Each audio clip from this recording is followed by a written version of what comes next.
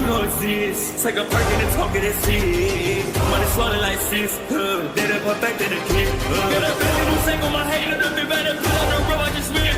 I know we got $1 million. The devil that shit ain't not cheaper again. Hello and welcome back, fellow anime lovers, to MangaMuse. I am delighted to have you join us once again in the world of fanfiction and fantasy. This is the 18th part of What If Naruto Enters K-Pop Demon Hunters. Special note, this fanfic is written and a masterpiece of Slygold on FANFICTIONnet. Do check and support the author too. Now smash the like, share and subscribe button for more.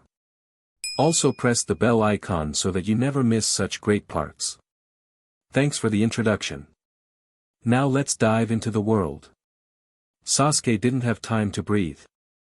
Haiden lunged from the right, scythe shrieking through the air like a butcher's laugh, while Kakuzu came from the left, tendrils ripping up concrete as they shot toward Sasuke's ribs. Two S-class monsters, demonized, corrupted, faster than they had ever been in life. Good. Sasuke needed the challenge. Black fire burst around him as he spun, the Uchiha phoenix erupting behind his shoulders in a long, sweeping arc. The phoenix shrieked a sound of molten rage and slammed its talons straight into Haiden's chest. Haiden howled as the flames clung to him, burning bone, burning skin, burning through the demonic stitching that kept him together. Get this chicken off of me. Sasuke didn't waste the opening.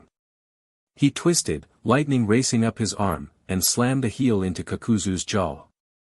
The impact cracked the ground under both of them, sparks spraying in jagged arcs.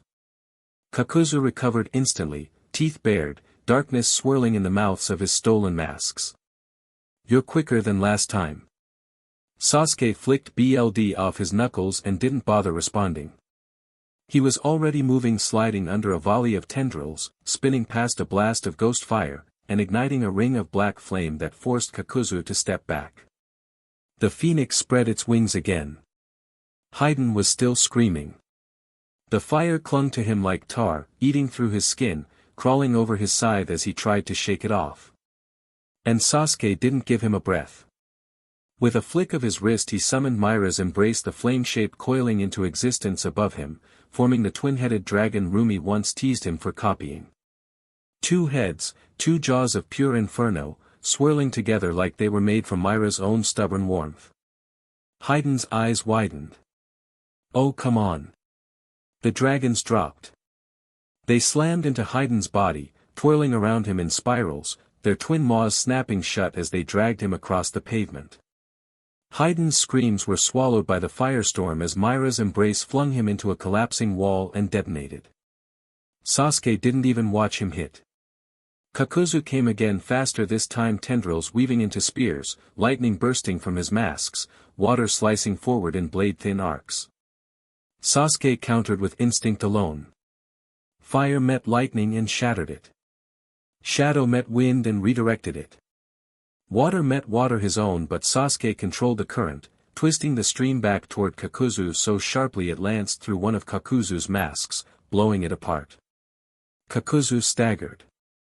Sasuke stepped forward, arm crackling, Kirin's mark burning down his wrist like a branded tattoo. You're wide open. The lightning dragon roared to life overhead. Haiden, still burning, looked up in raw horror. No, absolutely not, what the hell? Kakuzu barely had time to lift his arms before the sky dropped. Kirin crashed down in a pillar of white flame and thunder. It tore the street open, exploding through Haiden and Kakuzu both, carving a crater that swallowed half the block. The shockwave hit like the fist of a god, sending debris flying, cracking buildings, ripping the masks from Kakuzu's body and slamming Haiden through 3 walls. Both demons hit the ground hard. Breathing. Barely. Sasuke stood at the center of the destruction, chest rising and falling, the phoenix dissolving behind him in a swirl of embers. For a moment. Just a brief, fragile moment. He thought he had control of the battlefield. Then the air stopped. Not the wind, the air itself.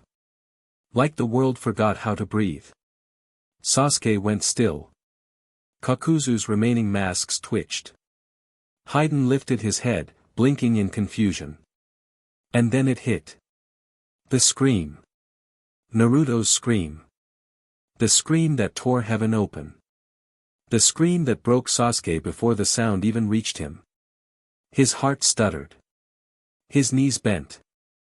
Lightning crackled uncontrolled down his spine. Naruto. Haydn frowned. What the hell was that? Sasuke didn't hear him. The black phoenix flickered out. Kirin's thunder went silent. Every instinct Sasuke possessed screamed the truth before his mind caught up. Something terrible had happened. Something irreversible. And Naruto. Naruto was breaking. The battlefield fell silent. Sasuke's breath trembled.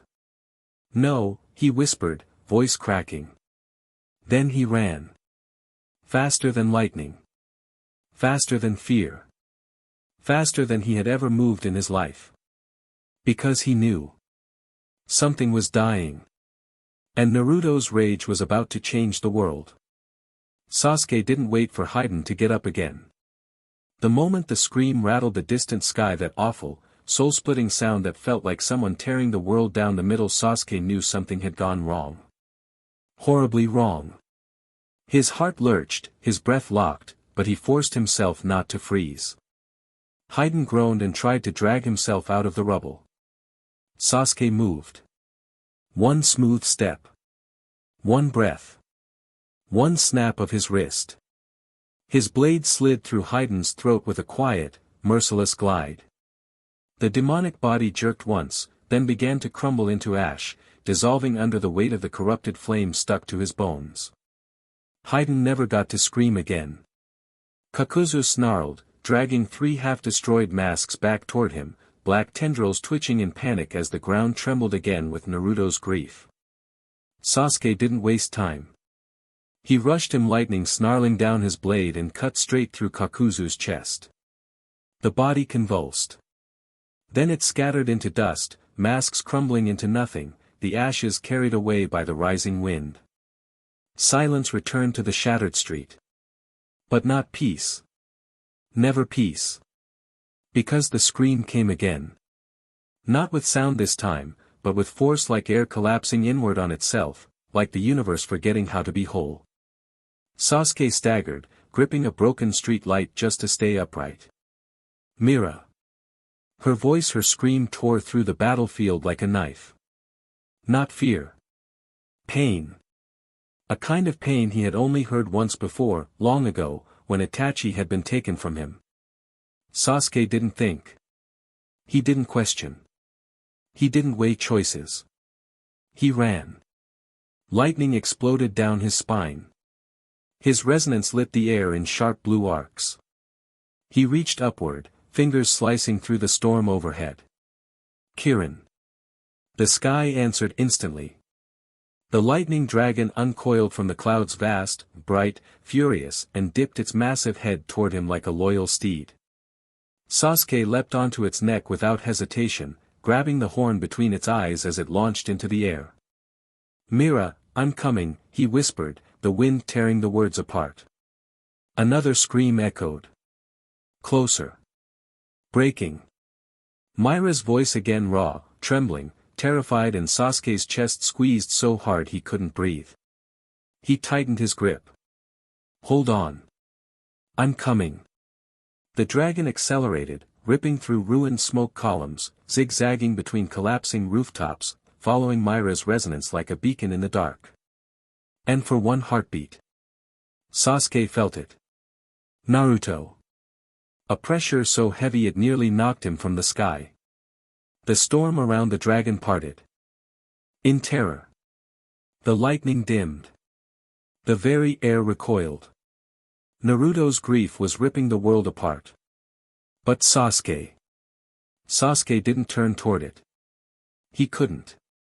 He clenched his jaw, eyes burning, and whispered the words that would haunt him long after this world fell. Forgive me, Naruto, just this once. He didn't look back. He didn't see the sky split. He didn't see the storm collapse into golden light. He didn't see Naruto begin to ascend. He just held tight to the lightning dragon and flew toward Mira with everything he had left, unaware that this single moment, this one decision to choose his world over Naruto's, was the one scar he would never heal from. Mira and Zoe lay unconscious on the shattered concrete, their bodies barely stirring as dust drifted around them. Jinnu stood over them like a vulture that knew the feast was his. The only GWIMA demon still unsealed. His claws hooked under their arms as he dragged them toward the swarm gathering at the far end of the corridor, dozens of demons licking their teeth, hungry for hunters who couldn't fight back. Jinnu smirked. He never got to finish. Sasuke saw Sai's body first. Crushed under a pile of demons, ink beasts shredded, notebook torn, BLD soaking the tiles. The realization hit him like a blade to the stomach. Sai had been buying Mira and Zoe precious seconds and died for it. Sasuke's vision went white. No one touched his fiancée. Ice exploded from his grip before he even meant to form it. A spear sharp enough to split bone whistled across the hall. Jinnu barely jerked his head aside in time. The spear slammed into the wall behind him, freezing it solid. Jinnu turned, mouth curling into a sneer. He opened it to speak. Sasuke wasn't listening. He lifted his hand and snapped. A crow formed out of water and lightning mid-air, wings thrumming with crackling electricity. It screamed a sound more animal than resonance and dove straight into Jinnu's chest. The shock hit like a thunderclap. Jinnu convulsed violently, body seizing as arcs of lightning crawled up his throat and burst through his fangs. Sasuke was already moving. 1 step. 2. A blur of rage and elements. His blade came down with a sound like a storm cracking open the sky. Jinnu's head hit the floor before his body did. Black BLD sprayed the tiles. The body slumped over Mira's leg, twitching once before going still. Sasuke didn't spare it a glance. The hallway shook, dozens of demons rounded the corner, shrieking, scraping claws across the ground as they surged forward. Shadows swarmed. Teeth flashed. Sasuke flicked the BLD off his blade and looked at them like they were nothing. Behind him, Mira and Zoe lay still. A pulse of heat erupted beside him. The black phoenix rose once more, wings of obsidian fire unfurling in a searing bloom, embers drifting like dark snow. It screeched, a hungry, burning sound that rattled the lights above. Sasuke pointed at the girls. Guard them. The phoenix obeyed instantly, wings spreading over their bodies like a shield forged from living flame. Sasuke turned back to the horde. Lightning coiled around his spine. Ice crawled up his arms. Fire licked at his fingertips. Wind spiraled around his ankles. He stepped forward. And the demons learned what it meant to fight the man who loved Mira-Kong. Sasuke tore into them, slicing, freezing, burning, breaking, an elemental tempest in human form. Bodies dropped at his feet faster than they could rush in, black smoke filling the tunnel as the demonic forces fell one by one. He never saw the sky above the Han River fracture. He never saw God's war for the soul of the world. All he knew was this. Mira lived. Zoe lived. And he would kill anything that tried to take them from him. Sasuke fought long after his body should have failed. His breath burned in his chest, but lightning kept him moving, snapping through his nerves like a second heartbeat. Fire coiled around his wrists, each punch erupting in searing bursts that turned demons to ash. Water gathered beneath his steps, freezing into jagged ice that skewered anything trying to flank him. Illusions shimmered behind his eyes, fracturing the battlefield into a maze that left GWMA's lesser spawn slashing at ghosts while the real Sasuke carved through their necks. Every element answered him. Every swing carried the desperation of a man who refused to lose his future. Mira and Zoe lay behind him, shielded by the Black Phoenix, its wings smoldering in silent fury as it guarded their unconscious bodies. Sasuke fought in front of it like a wall built of rage and resonance. Demons poured down the corridor in dozens, then hundreds, screaming in GWMA's language, their bodies burning with corruption as they launched themselves at the Uchiha who refused to die. Sasuke cut them down, one after another, until the floor was layered in their dissolving remains. He was panting now, sweat dripping into his eyes, blood running down his cheek, someone else's or his own, he didn't care. He only cared that Mira lived. That Zoe lived. Everything else could burn. He lifted his blade again, lightning sparking across its length as another wave of demons lunged. And then the world stopped. Not the fighting. Not the hallway. The world. A light appeared in the sky outside the shattered ceiling. Not sunlight. Not lightning. Not fire. A light that had weight. A light that pressed down on everything, on stone, on air, on bone. Sasuke's knees caved instantly, the force slamming him to the floor so hard the concrete cracked beneath him. His blade slipped from his fingers. His resonance flickered. What the hell is this? He choked, trying to rise, but the pressure only intensified, like an ocean falling from the sky in one crushing wave. The demons around him froze mid-lunge. Their eyes rolled back. Their bodies convulsed. And then they began to fade. Not burn. Not melt. Not die. Fade. Their shapes dissolved like smoke swallowed by a breath that wasn't wind. One by one their outlines broke apart into particles of black light, lifting upward as if dragged unwilling by something far stronger than GWMA's command. GWMA himself felt it. His voice rattled the bones of every creature still standing in Korea, a raw, furious roar that shook the broken stadiums and cracked the asphalt in the streets. No, no, not again. His form flickered, massive, shadowed, ancient, but even he couldn't withstand the pull. His body distorted, dissolved, the corruption shredding into the same drifting particles as his army. He screamed at the sky, screamed at whatever force dared erase him, but even a demon king was nothing compared to the power descending on the world. Sasuke saw none of the divine battle above Han River. He only saw the light swallowing everything. His phoenix let out one last cry, a broken, warbling caw before its flames sputtered and winked out like a candle crushed between two fingers. His resonances flickered wildly, then guttered. Fire died first. Then lightning. Then water. Then ice. Then even the illusions, the last refuge of his mind, dissolved like fog in sunlight. Sasuke gasped, gripping the floor as the pressure pushed harder, collapsing his lungs. He curled over Mira and Zoe, trying to reach them, trying to shield them even as darkness crept across his vision. Mira. His voice cracked.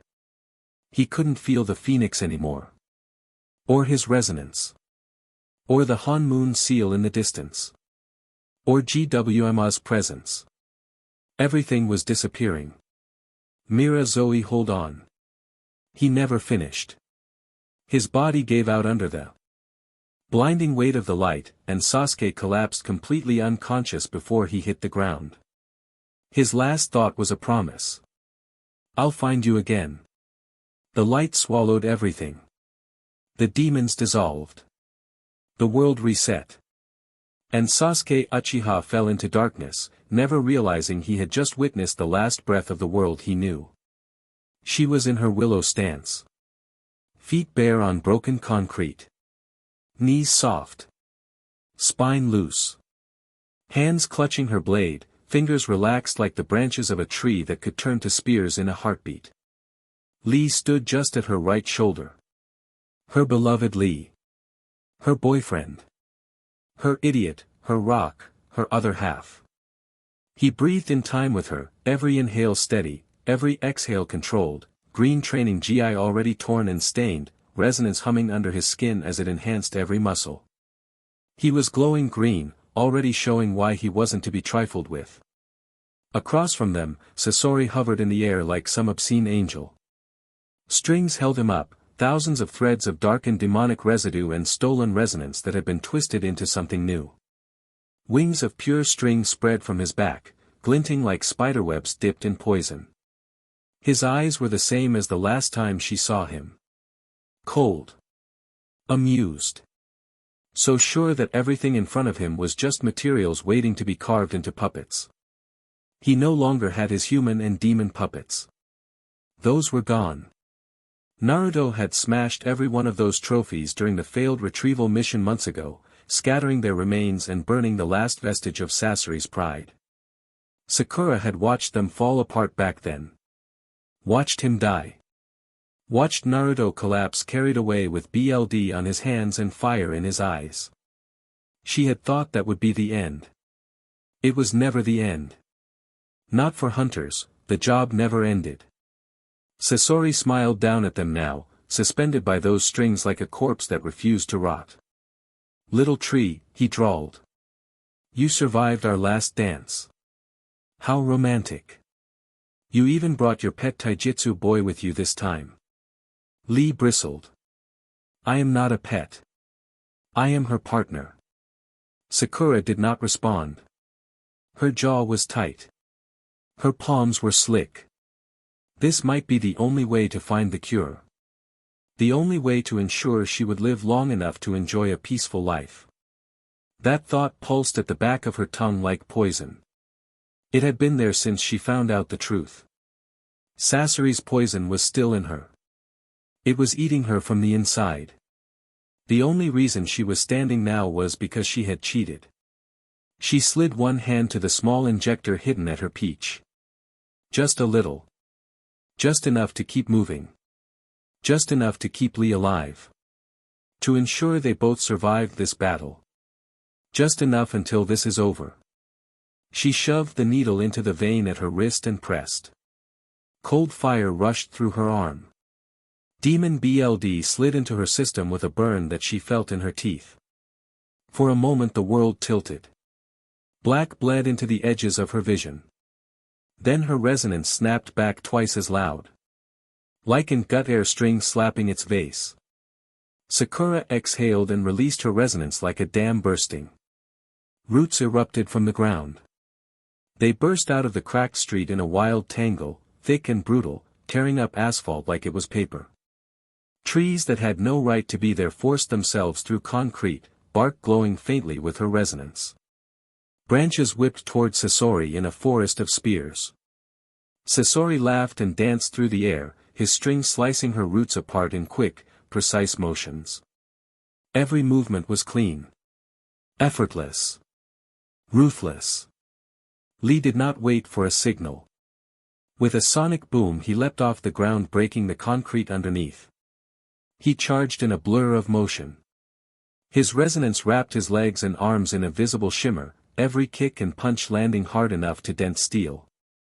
He leapt off a rising branch and drove his foot into Sasori's chest. There was a crack as the puppet body slammed into a building. Stone gave way.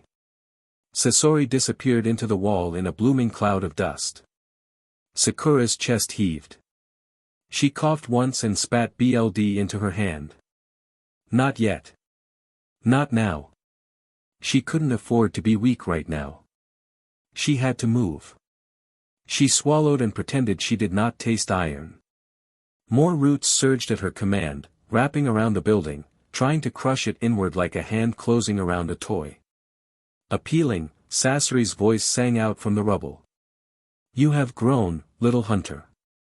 He burst from the collapsing wall on a web of strings, swinging himself across the street like some grotesque spider. His hands flashed. Needles rained down.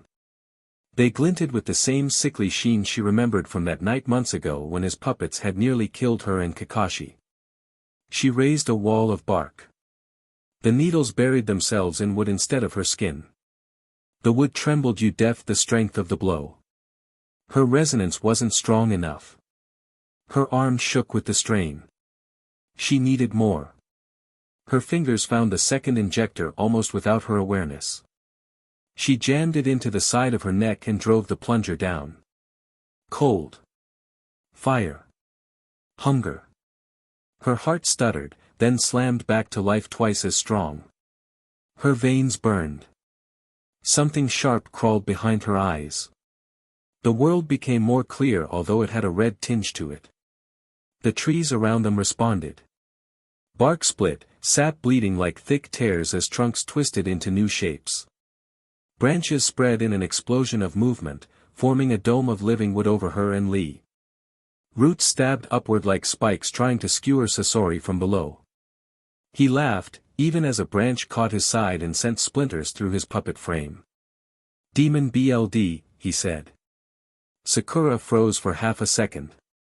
Lee turned to her. What did he say? Do not listen, she snapped. Move. Lee nodded automatically. He trusted her. He always trusted her. He launched himself forward again, resonance roaring, fists breaking through strings in a rain of shredded threads. Sasori wove away, eyes gleaming. I know those signs, he called. The tremor in your hands. The color in your eyes. The way your resonance smells. Sakura gritted her teeth and sent another wave of trees at him. Her chakra, no, her resonance, swelled inside her like a storm trying to get out.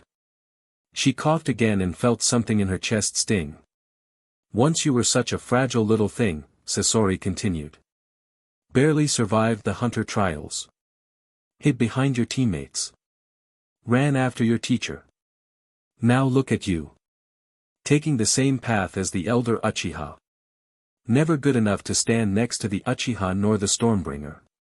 Lee faltered. What does he mean, Sakura? Lee, she said, focus. But her voice was tight. It had been years since the trials. Years since she had held Sasuke's hand and Naruto's shoulder and promised they would make it through together. Years since Kakashi had called them his brats and told them they were Team 7. Hunters who never gave up. Months since they were a real team. Then Naruto had walked into godhood. Sasuke had walked toward his brother's BLD. And Sakura had watched both of them fall in love with other people while looking past her like she was a page they had already read. She pretended it did not hurt. She smiled and cheered for Mira and for Rumi. For Sasuke who finally laughed. For Naruto who finally had someone who called him home. Her heart ached so loudly sometimes that she could barely sleep, but she told herself it was fine. Someone had to stand in the shadows and patch the wounds. Someone had to keep the teams alive. Someone had to be the shield when the weapons were gone. Someone had to be the last one left. The poison in her veins did not care that she had been loyal. It just kept killing her. So when Tsunade had talked about Demon BLD, when she had heard about hunters giving pieces of their humanity away in exchange for one more day, one more fight, one more chance to protect their loved ones, it had not seemed like madness. It had seemed logical and made a bunch of sense. It had seemed like the only way not to be left behind. You tell yourself you are different from us, Sasori purred now, his body swinging out of reach as Lee barely missed another kick. You kill demons. You mourn the people they hurt. You say you will never become like us. Red bled into the edge of her vision. He was right. He could smell the demon BLD in her. Taste it. Sakura lifted a hand. Roots exploded up beneath Sasori's feet, thicker and sharper than any before. They pierced his torso and pinned him to the side of a ruined signpost. His puppet frame cracked down the center. His head lolled. Lee landed next to her, panting. Appealing strike, my flower, he said, wonder in his voice. You are incredible. You are. He trailed off. Her eyes were not green anymore. They burned a deep, wrong red around the pupil, a faint halo of black bleeding into the edges. Tiny fangs peeked over her bottom lip. Her skin had gone paler, veins a little too visible at her temples. Sakura, he said carefully. She did not look at him. She walked toward Sasori. He looked down at the roots holding him, then up at her, and he laughed. It was not the cackling joy of a madman. It was a dry, hollow sound, half admiration and half venom. There it is, he said. The truth. You are killing demons while becoming one. Hypocritical little bstrd. Sakura's grip tightened on her last injector. She had promised herself she would not use the full dose. She had sworn to Tsunade, to herself, to the memory of Kakashi's tired smile when he told her she was stronger than she knew. Then Naruto's scream tore through the air. It ripped right through her heart. Her body locked. Her breath caught. That sound. That raw, broken thunder. Naruto only screamed like that for one reason. She knew it. She felt it. Rumi. Something had happened to Rumi. A sick, cold dread slid down her spine. I need to finish this, she whispered. Lee heard the edge in her voice. Sakura, what are you doing? She did not answer. She took the third injector and slammed it into the inside of her thigh, straight into the femoral vein. The world tilted. Demon blood flooded her system, not like a river this time, but like a floodgate had been kicked open. Her resonance roared in answer, twisted, fought, then surrendered. Every nerve in her body lit up. She tasted ash. She tasted copper. She tasted something thick and hot and hungry that was not entirely her. Her eyes flared crimson, pupils narrowing into slits. Her teeth lengthened. Tiny, sharp fangs pressed against her lip. Her skin lost its human warmth and went a shade too smooth, too cool, almost porcelain. She could feel her heart burning. Lee stumbled toward her. Stop. Stop, please. Sakura, what did you inject? Talk to me please. He pleaded but it fell on deaf ears. Sakura stepped forward and vanished. It was not true teleportation. It was speed turned into something ugly. Her body blurred, resonance grabbing the space around her and folding it. 1 second she was in front of Lee, the next she was behind Sasori, roots and branches bending around her like she was their queen. Sasori's eyes widened. Oh, he breathed. You really have gone that far. She grabbed his throat. The roots holding him tightened, crushing his puppet body further inward. Wood splintered through his frame. She squeezed, fingers digging into what should have been lifeless material and felt something pulse in answer. His core. His last demonic fragment. She leaned close. He could see her eyes clearly now. Not just red. Layered. The green of her old gaze was still there, buried under veins of black and streaks of scarlet. Tell me the cure, she said softly. He smiled in her face, despite the roots skewering him. There is no cure, he said. The words dropped like stones. Lee's breath caught. What did he say? Sakura's fingers trembled. He went on, voice savoring every letter. My poison is perfect. It rots slowly. It lets you hope, lets you believe there is time. There never was. You are dying, little tree.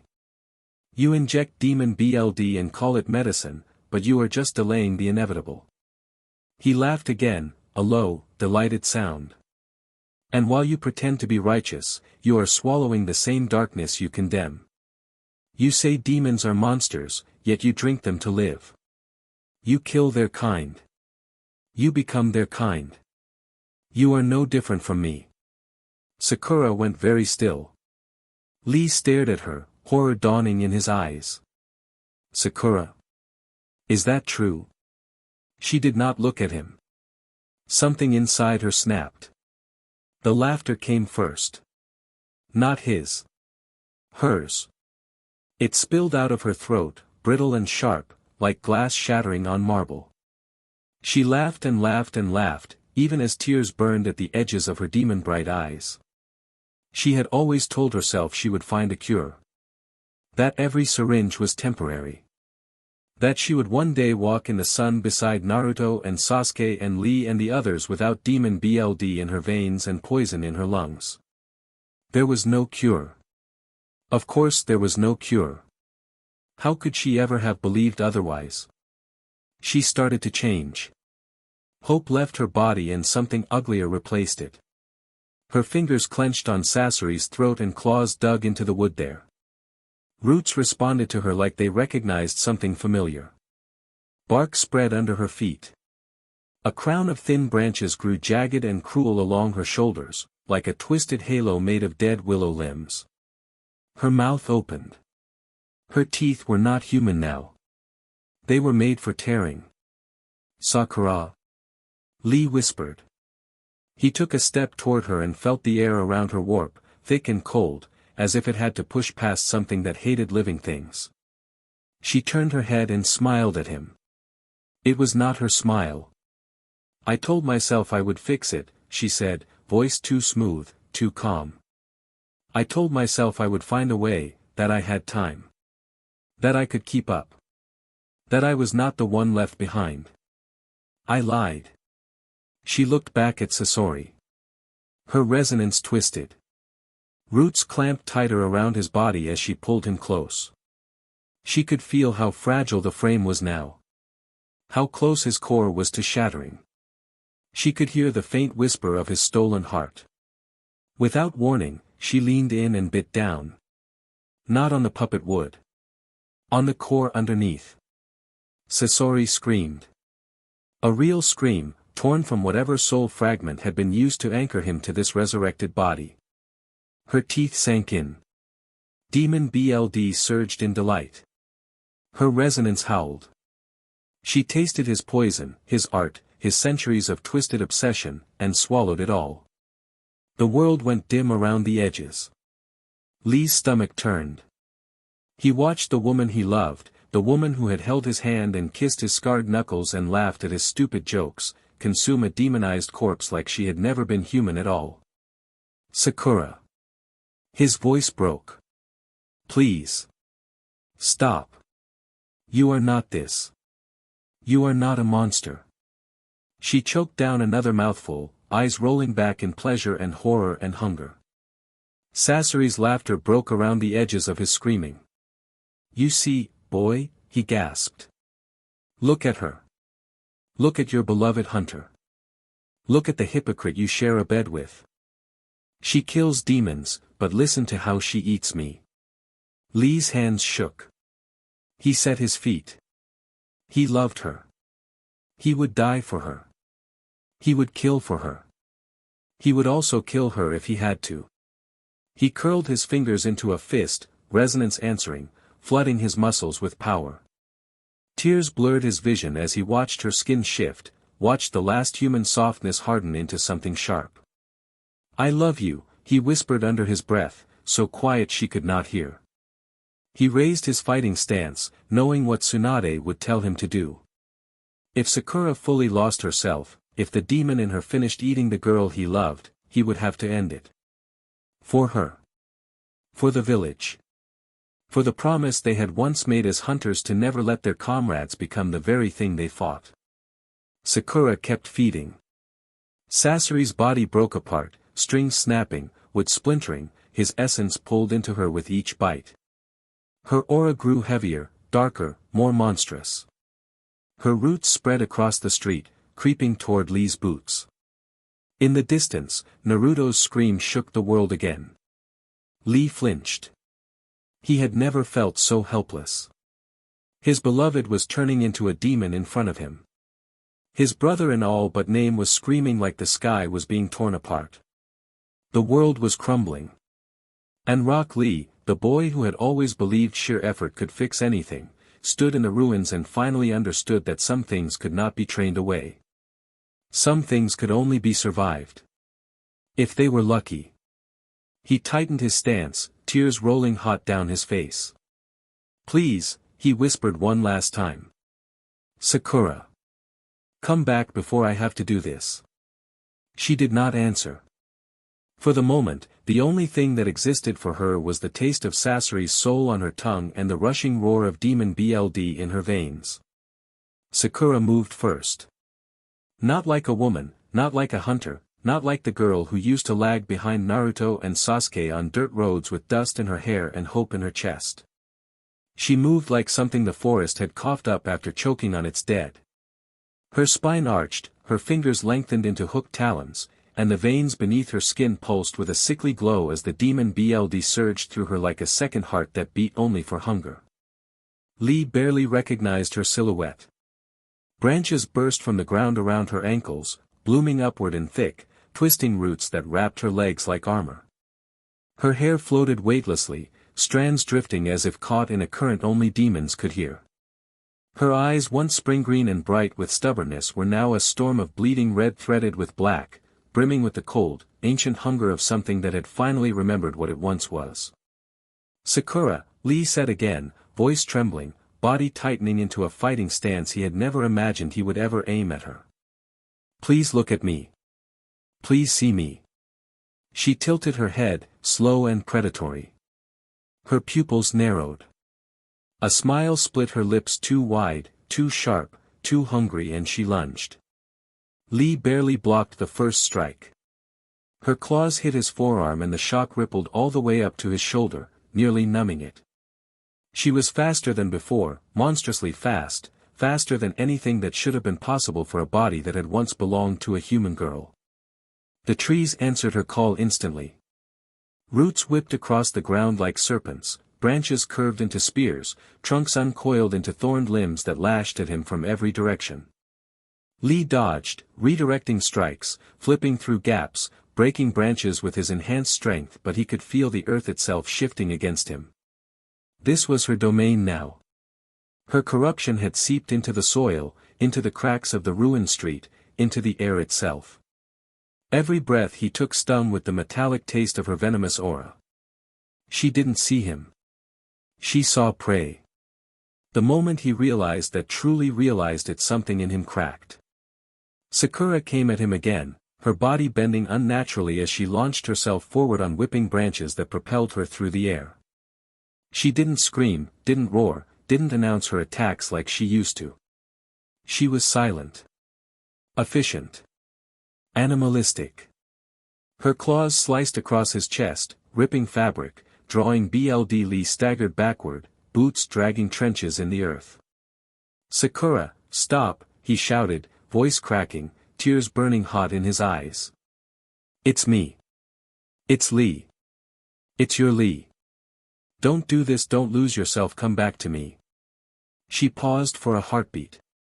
For the smallest sliver of a moment, the twisted forest behind her rippled, a single branch hesitating in midair as if some faint remnant of her once human soul was reaching for him. Then her nostrils flared. She smelled his blood. The forest erupted. Sakura shrieked, not in pain, not in fear, but in hunger, and the trees warped upward into a cathedral of wooden jaws, roots spiraling into pillars, branches knotting into clawed archways. The entire ruined street transformed around them into a monstrous willow palace, its hanging tendrils glowing faintly with the corruption coursing through her veins. The air thickened with pollen that burned in Lee's lungs. She vanished into the branches. Lee felt her before he saw her, a whisper of movement above him, a tremoring rustle of leaves. He spun, blocking a downward strike aimed at his throat, diverting the blow with a burst of enhanced strength. The impact cracked the stones beneath his heels.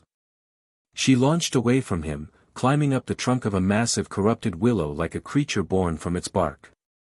She dropped again, this time behind him. Lee barely ducked as her claws sliced the air where his spine had been a heartbeat earlier. He rolled, flipped, kicked upward in a burst of power that sent shockwaves through the tangled roots, but she moved like smoke, like poison, like a nightmare that didn't obey the rules of flesh. His kick grazed her ribs, enough to twist her midair, not enough to stop her. She hissed, eyes glowing with feral fury, and the forest answered her again. Branches tore open the ground beneath Lee's feet, wrapping around his calves like desperate hands pulling him down. He ripped free, panting hard, sweat and blood mixing on his skin. He struck at her with everything he had, fists splitting air, elbows cutting arcs, legs sweeping in powerful, practiced motions honed through years of relentless training, but the willow castle was hers. Every strike he landed, she countered with a dozen more. She slammed him into a trunk that groaned from the force. He coughed blood, vision swimming, ears ringing. She crouched above him, claws dripping, breath hot with the scent of demon corruption. She leaned in close, eyes locked on his pulse. She didn't see her lover. She saw food. "Sakura, please," he whispered, voice thin, chest aching with something far deeper than pain. Her claws rose. Then she froze. Lee's hands were on her wrists, not pushing, not blocking, just holding. Trembling. Begging. He wasn't fighting anymore. He couldn't. Not against her. Not truly. And somewhere beneath the layers of demon hunger and corrupted power, she felt it. His tears hit her skin. Hot. Human. Heartbroken. Sakura blinked.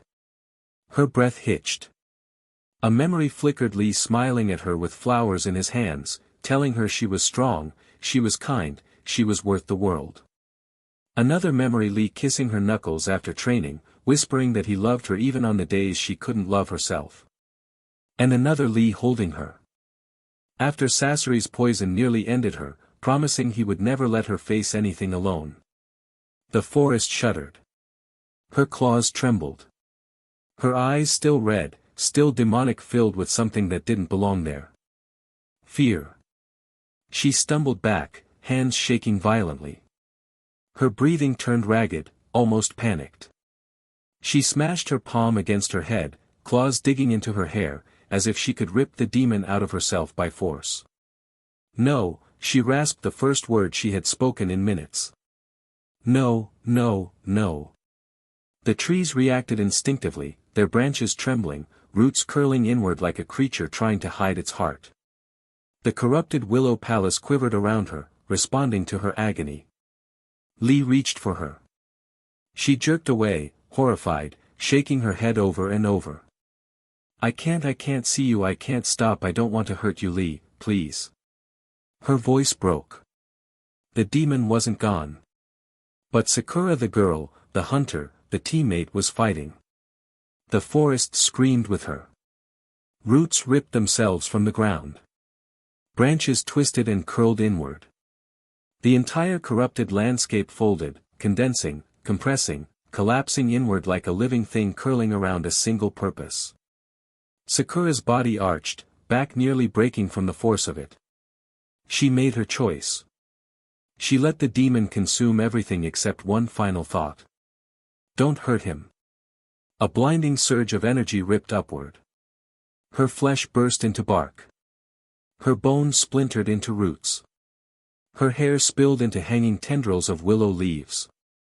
Her scream shook the air as her entire body transformed, not into a monster hunting Lee, but into a towering willow tree rooted deep into the earth, ancient, grieving, corrupted, and yet trying to protect. Lee stumbled forward, chest heaving, tears streaming down his face as he pressed both palms to the trembling bark. "Sakura," he whispered, voice breaking entirely. "My Sakura." The tree shuddered once, like a dying breath. Before he could speak again. Before he could beg her to come back. Before he could hold her one last time. The world reset. A pulse of blinding light swept across the battlefield. Time tore. Resonance died. The Han moon shattered into nothing. Gwima screamed as he dissolved. And Lee collapsed against the willow that had been Sakura, unaware that in the new world forming around him, there would be no demons. No resonance. No hunter BLD. No Sakura tree holding his hands. No memory of the monster she had become. Only a boy in a healed world, crying for a girl he could no longer name. 6 months later. Naruto woke to warmth. Not sunlight. Not stormlight. Warmth. A soft weight draped across his waist, legs brushing his hip, the faint scent of vanilla and something sweet, the little perfume Rumi always pretended she didn't like but wore for him anyway. She shifted in her sleep, her thigh sliding against him, her arm tightening around his stomach as if she were afraid he might vanish if she loosened her hold even a little. He blinked awake, slow and hazy. The first thing he saw was her hair, that soft, dark waterfall spilling over his chest, shining faintly in the early morning light. The second thing he saw was her face. Peaceful. Human. Alive. Rumi's lashes fluttered as she stirred, and when her eyes opened, they caught the gold of the sunrise and reflected it back at him. She smiled small, sleepy, perfect, and his heart nearly collapsed under the weight of how much he loved her. She nudged his stomach with her knee. "Wake up," she whispered, voice thick with morning. She wiggled her peach playfully. "It's time, Stormbringer." He couldn't help it, he laughed under his breath, soft and warm and a little disbelieving that she was here, that she was touching him, that she was breathing. Stormbringer. A joke only they understood. A memory only they shared. A secret that would never belong to this new world. Rumi giggled when he smiled at her, melted, absolutely melted, and then slid out of the sheets, stretching in that lazy, cat-like way she always had in the mornings. She wore nothing but one of his shirts, hanging off one shoulder, brushing her upper thighs. It dipped just enough for him to see a hint of her collarbone, her waist, the curve of her peach when she moved. His gaze traveled down slowly, reverently over her bare legs. Creamy, toned, soft. And empty. No lilac glow. No star-shaped whorls. No patterns humming under her skin. Just Rumi. Just human. Just alive. His breath caught, but he didn't say anything. Because he wasn't sad. He was grateful. She turned back toward the bed, hair falling across her cheek, and caught him looking. She blushed, even after all this time. "Don't stare like that first thing in the morning," she teased, though her smile was shy, warm, overflowing with love for him in a way this gentler world could never take away. Naruto sat up slowly, reaching for her wrist, pulling her close so she half fell into his lap with a surprised squeak. He pressed his forehead to hers, breathing her in, grounding himself in the softness of her little laugh and the warmth of her hands cupping his jaw. "Is it really time to get up?" he murmured, voice barely above a breath. "Aminchim." She brushed her nose against his. "Even gods have to wake up eventually." He closed his eyes and held her tighter. Not a god anymore. Just a boy in love with the girl he saved twice, once from death, and once from a world that broke them. And as she curled into his chest, humming happily, Naruto whispered into her hair. "As long as you're in this world I'll wake up every day." They got up slowly, the morning moving around them instead of pushing them forward. Rumi padded across the wooden floor barefoot, her steps light and sleepy, one hand brushing her hair out of her eyes as she walked toward the kitchenette. Naruto followed a moment later, tugging on a loose shirt, still a little dazed from waking up next to her. Their apartment wasn't big, nothing extravagant, nothing ancient or divine. Just a simple Seoul high-rise with warm walls and sunlit windows and 2 coffee mugs left out from last night. A place for living, not surviving. A place for them. Something small and warm brushed against Naruto's ankle. He looked down. A fox, tiny, fluffy, golden-reddish fur glowing faintly like it had been dipped in dawnlight, trotted in a circle around Naruto's feet, tail swishing happily. Its ears twitched as it chirped up at him, demanding attention with the confidence of a creature that knew it was loved. Rumi leaned over the kitchen counter and smiled. "He missed you," she teased, sleep still thick in her voice. Naruto bent down, scooping the fox up in his arms. It curled against his chest instantly, playful paws batting at his hair. He scratched the soft fur behind its ears, and the little creature made a pleased trill. "Miruk," Naruto said quietly. Rumi paused. She never asked why he chose that name.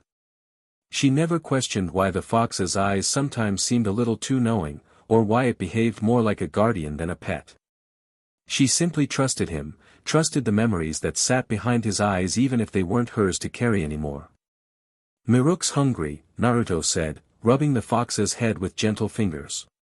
"He's always hungry," Rumi laughed, opening the fridge. "Just like someone else I know." Naruto grinned and leaned against the counter, the fox perched on his shoulder like a warm scarf. He watched Rumi move around the small kitchen, humming, stretching, stealing glances at him, looking so alive, so Perfectly human, so beautifully ordinary in this new world. For a moment he just stood there, letting it sink in. This life. This apartment. This morning sun. This girl. This fox that had followed him through endings and beginnings alike. Rumi turned, holding a bowl of fruit and a warm smile. "You're staring again," she said softly. Naruto stepped forward, brushing a stray strand of hair behind her ear, his thumb lingering on her cheek as Miruk the fox wriggled between them. "Can't help it," he murmured. "I'm just grateful." Rumi leaned into him, her forehead resting on his chest. "You're allowed to be happy now, you know," she whispered. "We both are." Naruto held her, eyes closing, the morning light wrapping around them like a promise only they could hear. Behind them, Miruk curled his tail around Naruto's neck, a tiny, content little god sleeping in the crook of his shoulder. And for the first time in two worlds, Naruto felt something gentle bloom inside him. Peace.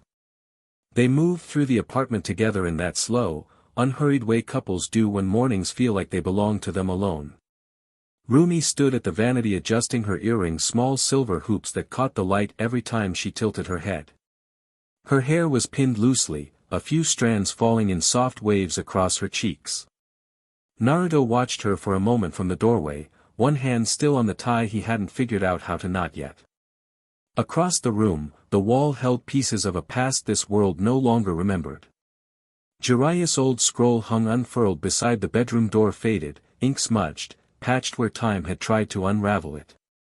He kept it because it felt wrong not to. Because even if the world reset, those memories were woven into him too deeply to erase. Beside it, two broken blades rested on wooden mounts. The crimson one cracked down the center, edges warped from unimaginable heat. The sky blue one splintered in 3 places, lightning scars still etched into the metal.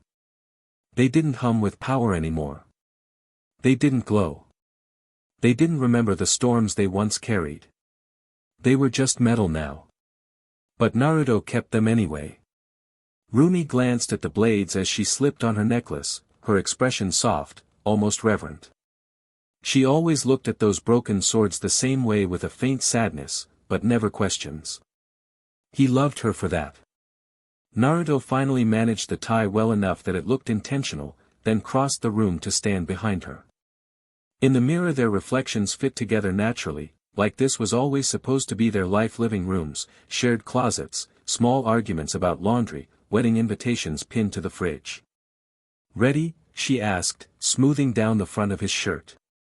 He nodded and smiled, a soft, private smile that only she ever got from him. "Sasuke's going to kill me if we're late," he said. Rumi laughed, the sound warm in her chest.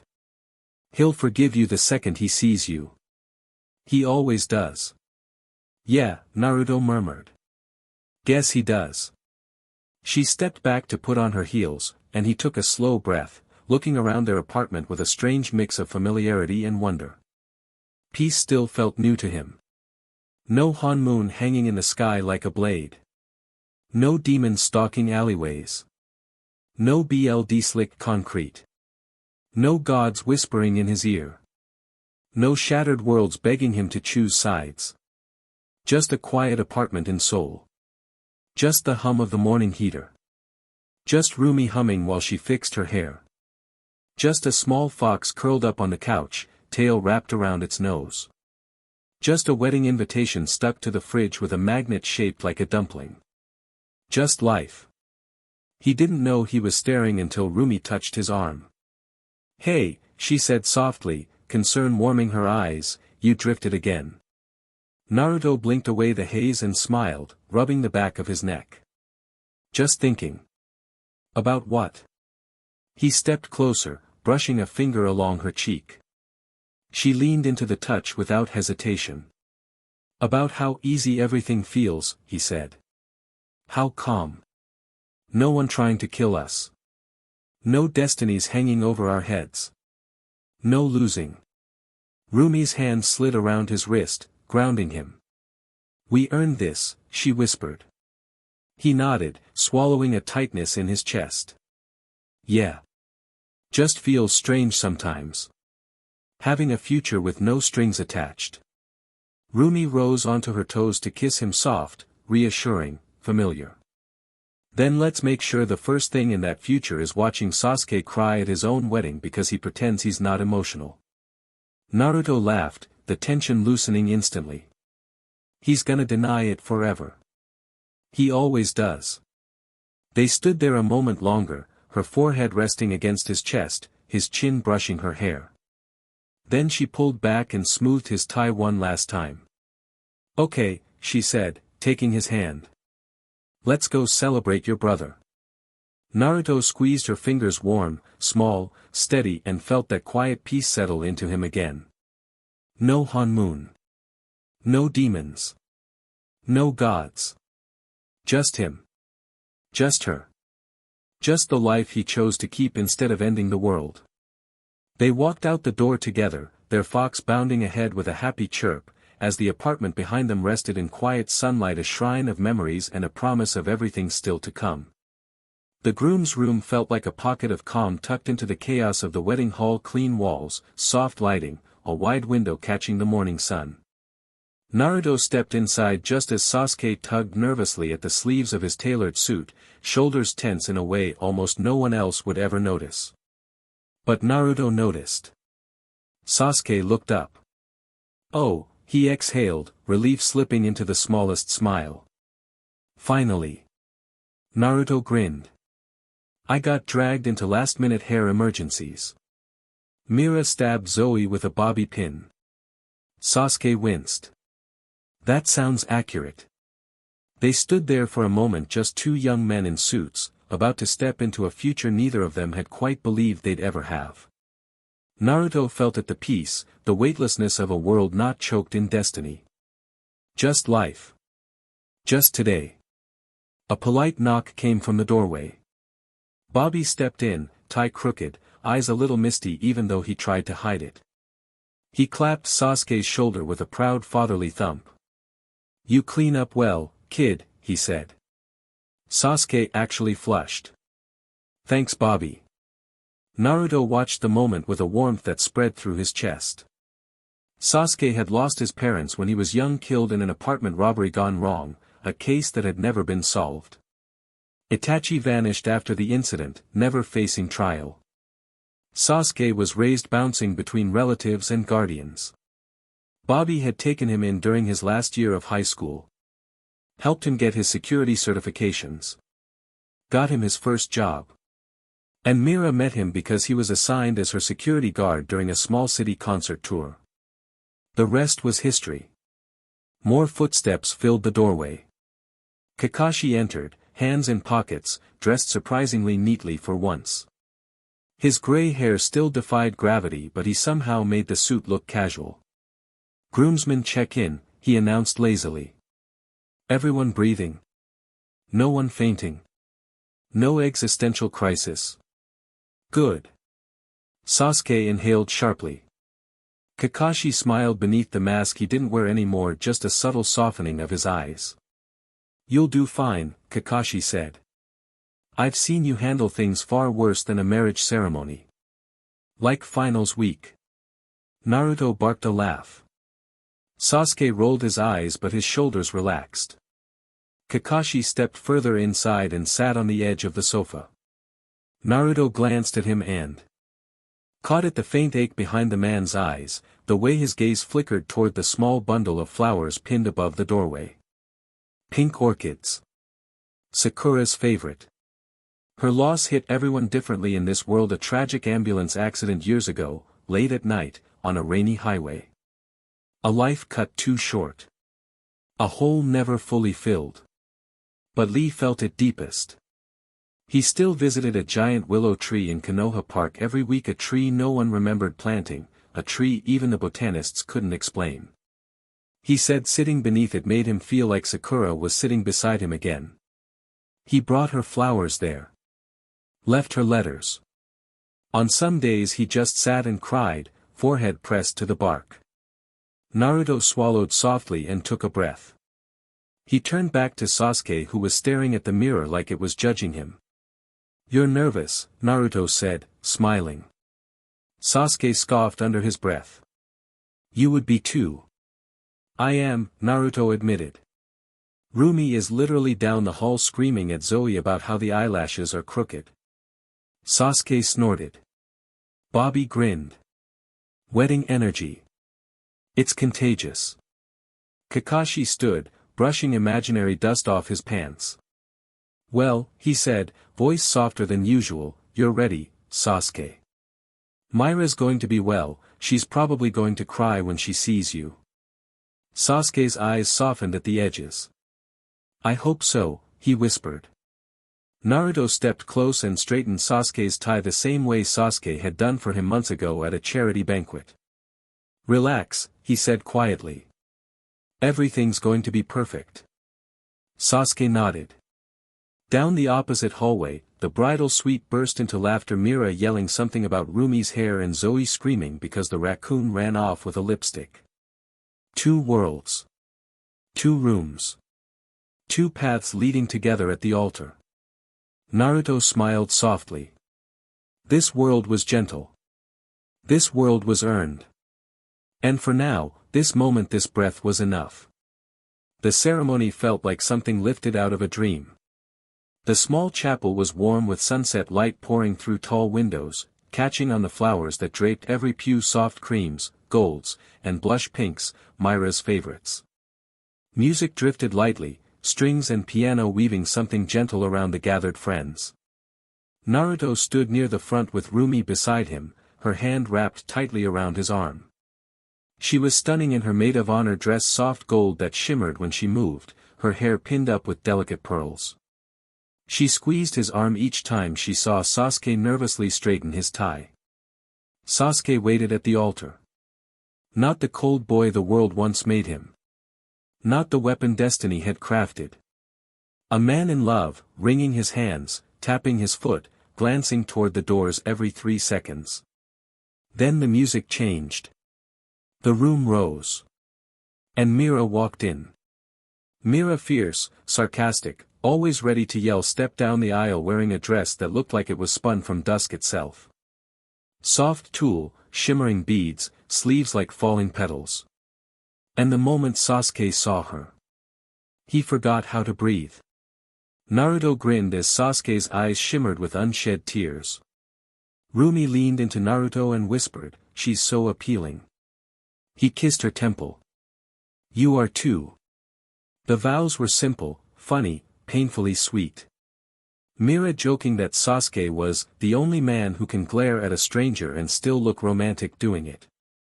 Sasuke promising, I'll love you even when you steal the blankets. The rings were slipped on. The crowd cheered. And when Sasuke kissed her gods, he kissed her like she was the first air he'd breathed in years. Hours later, laughter warmed the banquet hall. Soft lights hung like floating stars. Long tables were covered in golden cloth and plates of food no one could finish because they were too busy celebrating.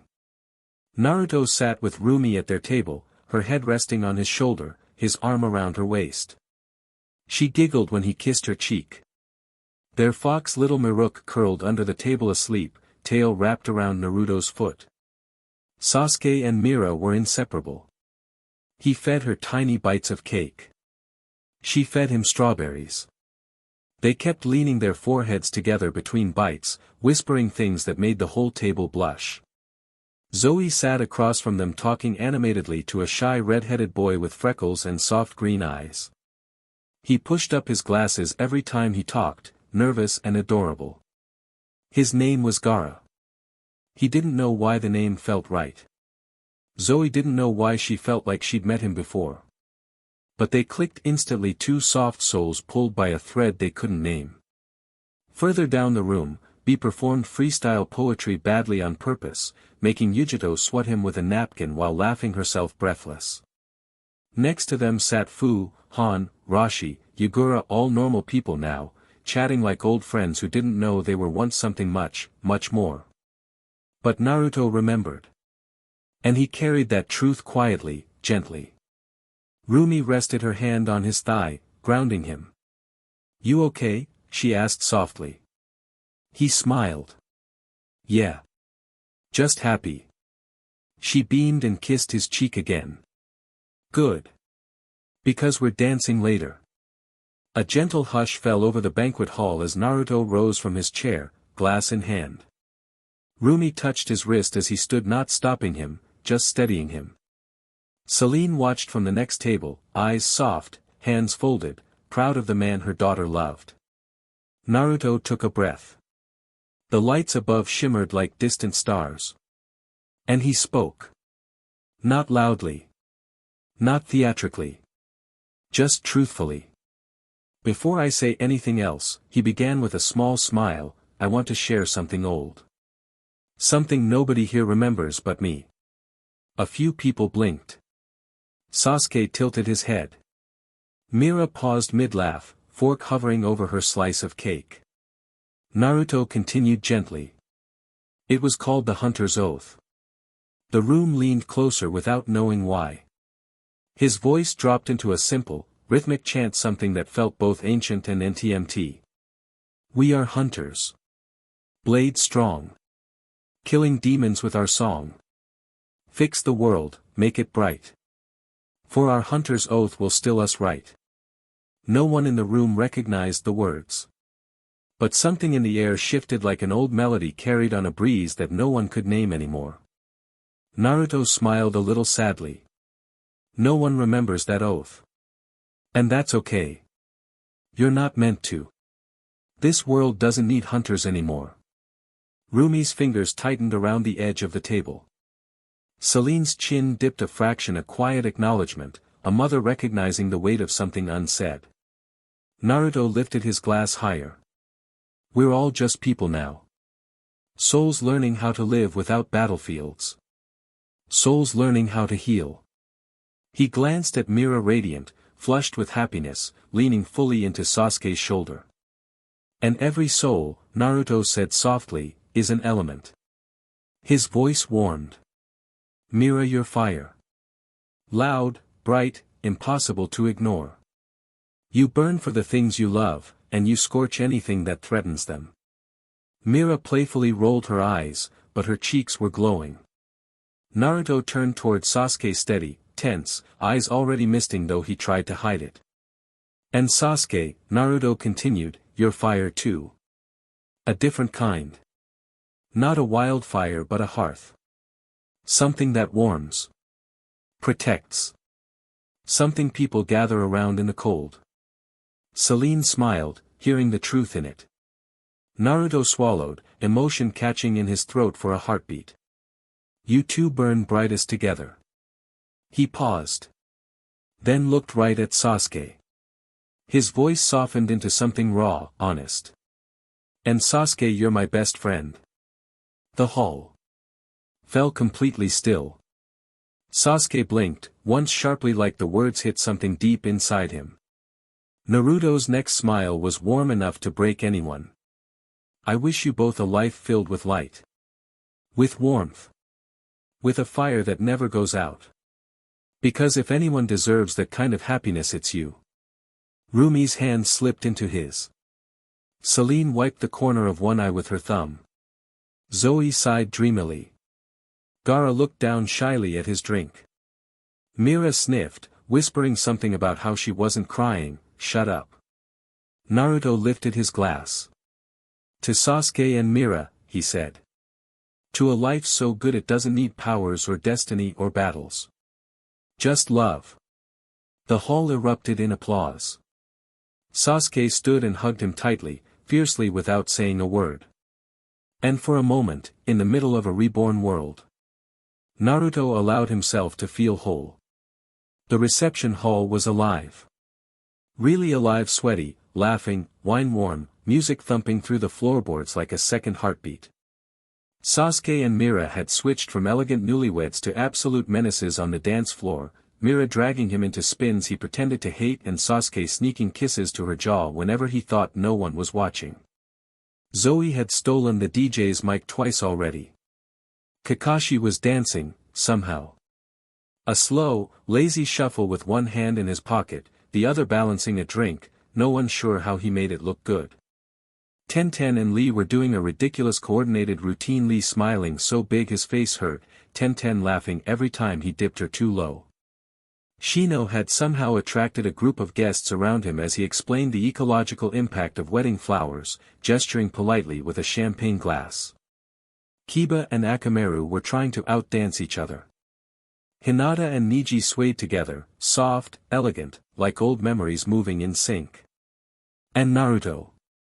Naruto was dancing with everyone. Rumi first spinning her in that soft, giddy way only he could. Then Zoe, who demanded 3 songs and nearly stepped on him half the time. Even Kakashi, who let Naruto pull him into a slow dance that Sakura would have lovingly roasted them for. For a little while, Naruto let the warmth swallow him whole. Laughter. Music. People he loved being loud and alive. He breathed it in like medicine. But eventually, his steps slowed. The noise dimmed. The weight in his chest shifted again. He slipped out quietly, no one noticing except Rumi, who touched his shoulder gently and smiled as he mouthed, "Just a minute." Outside, the night air was cool and soft. The stars above Seoul were scattered like someone had spilled a handful of silver dust across the sky. Naruto walked until the music faded behind him, until the laughter was a heartbeat away, until the world felt wide and open. He stuffed his hands into his pockets and tilted his head back. The stars blinked overhead, indifferent but bright. He breathed out. "Thanks," he whispered. "For giving me this. For not taking it again." His voice wavered, but only a little. "Even without all the power, even without destiny, I'm still me. And that's enough." A breeze brushed past him, warm like a hand on his back. He swallowed, eyes soft. "I'm still a hunter. Always will be. And an oath like ours, it doesn't fade." He closed his eyes. "We are hunters, blade strong," he whispered into the night, barely audible. The wind seemed to carry the next line for him. "Killing demons with our song." A single star above him flickered a small, gentle blink, almost playful. Naruto exhaled a shaky laugh. "Yeah," he murmured. "I thought so." He wiped his eyes with the back of his wrist and smiled up at the sky, not sorrowful, not longing, but grateful. A boy with no destiny. A man with no burden. Just Naruto. And as he turned to go back inside, to return to Rumi waiting with a smile and a glass of champagne, the sky shimmered again, faint, like a farewell. Or a promise. He didn't look back. He didn't need to. A hunter's oath never fades. And neither did he.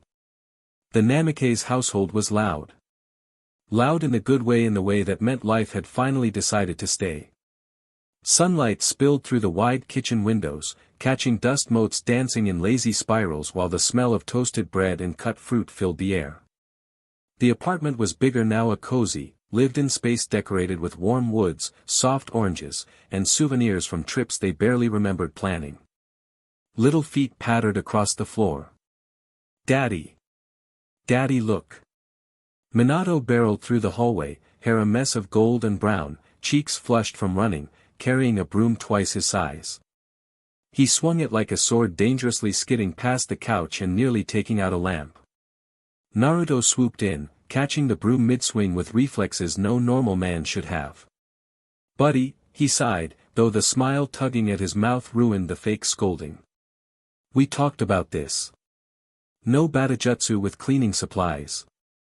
Minato puffed his cheeks, offended.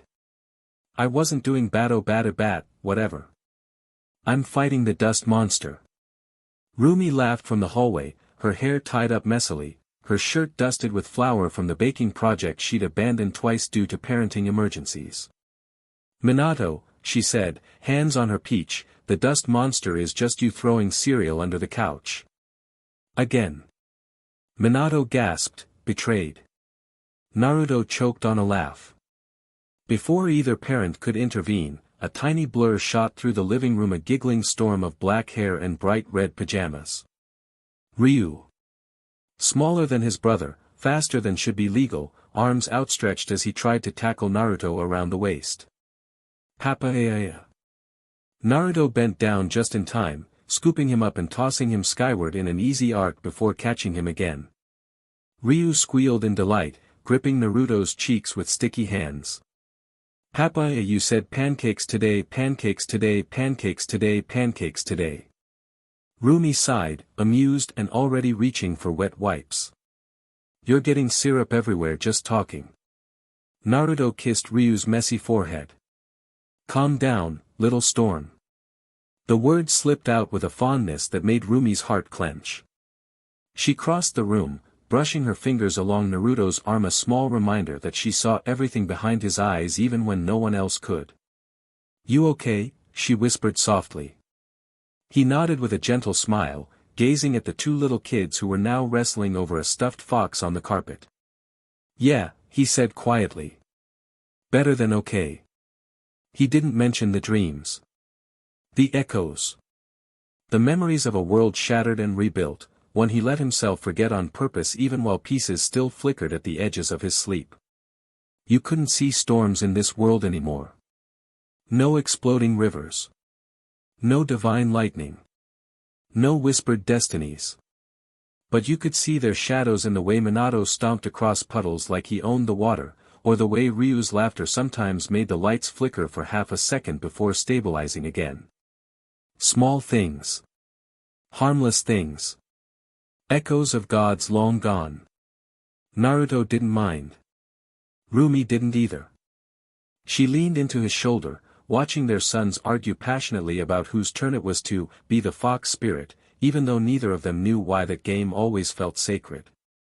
Should we stop them? She asked. Naruto shook his head. Let them fight it out. Builds character. Rumi snorted. That's your answer to everything. Naruto bent down, lifted both boys at once, one under each arm, earning identical shrieks of betrayal and laughter. Okay, he grinned. Breakfast first, fox wars later. They dragged him toward the kitchen like tiny, determined anchors. As they entered the warm morning light, Rumi paused at the doorway, watching her family. Naruto with Minato clinging to his leg. Naruto with Ryu pulling on his shirt demanding the first pancake. Naruto humming a half-remembered melody, a lullaby from a world he let go of. The love in the room felt so complete, so full it hurt her eyes. Naruto looked back at her for a moment, just a second, and in that second she saw everything they'd survived without knowing it. Everything he had chosen. Everything Miruk had abandoned for him. Everything Naruto had rebuilt. He smiled. Soft. Endless. Come on, Ru, he called. Family needs you. Rumi wiped her eyes and joined him at the stove. Pancakes flipped in the air. Kids howled with laughter. The fox Miruk, lazy and spoiled, curled up beside the table with a huff. And Naruto looked around at the chaos, the mess, the love, the life that never should have existed.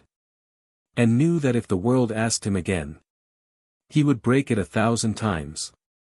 Just to rebuild this one. Because this time, he wasn't a god. He wasn't a storm. He wasn't destiny. He was a husband. A father. A man with an oath that lived quietly in his chest. A hunter's oath. And some promises didn't need power to remain eternal. So alright folks, that's all for today. Stay tuned for more crossovers. Do subscribe, like and share for more such videos. Also check out the story and author Slygold on FANFICTIONnet. Press the bell icon to be notified first on release. See you in the next video. Till then, goodbye.